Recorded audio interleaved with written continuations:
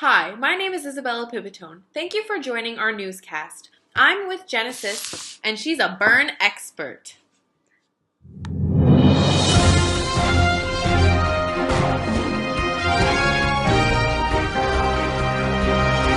Now, I believe Genesis brought a presentation on burns, right? I did. I feel like everyone should be more informed about how to treat burns because it is a common injury that happens.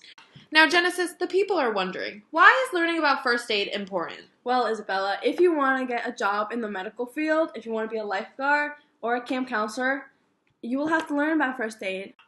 Now, me and a couple other burn specialists have put together this presentation for you to show how to treat burns, what are burns, and how it works. Great, I'm so excited.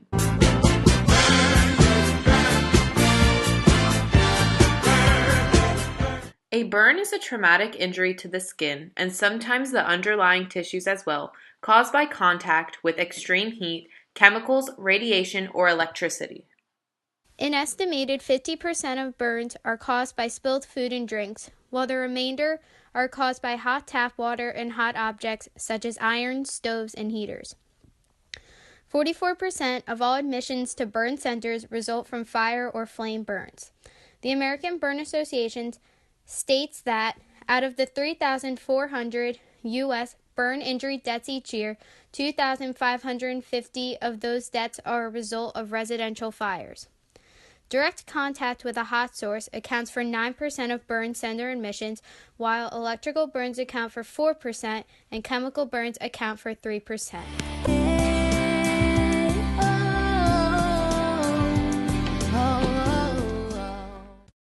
Isabella was at home making chicken. When she reached for something, she accidentally burned her wrist on the side of the pan.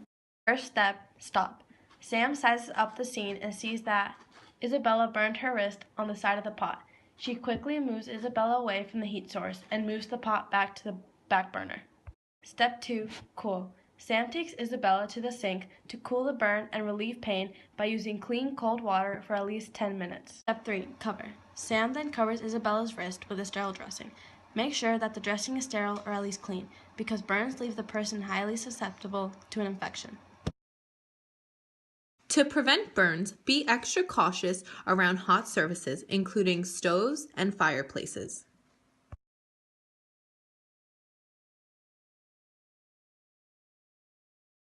An example of a recent case was on May 5th in St. Louis when firefighters saved a man whose house went up in flames. The officers suffered severe burns and smoke inhalation, but were able to rescue the man. The cause of the fire was from a young child in their room playing with a lighter.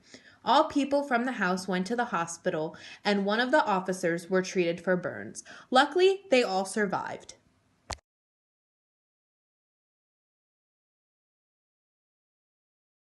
Examples of a career or job that would need to know basic first aid practices are lifeguards and camp counselors. Lifeguards need to be certified in CPR, while camp counselors need to know basic first aid training. Knowing CPR is crucial to keeping campers safe. If you're applying as a lifeguard or as part of the medical staff, CPR training and certification is necessary.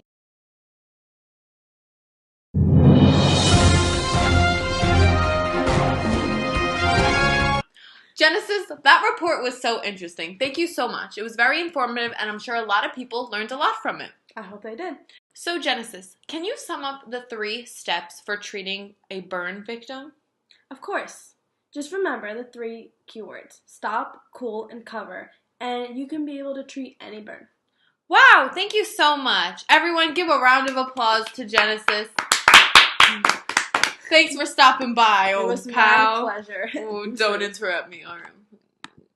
Well, that concludes this special newscast. I want to thank Genesis for teaching us all about burns. Stay safe, kids.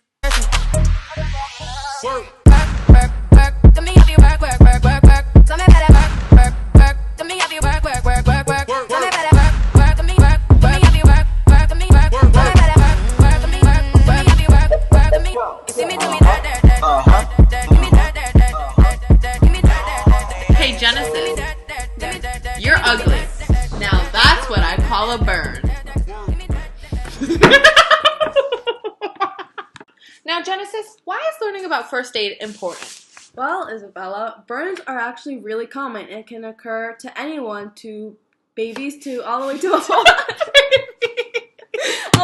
people. You know, the elderly can get burned too, like apple bottom jeans.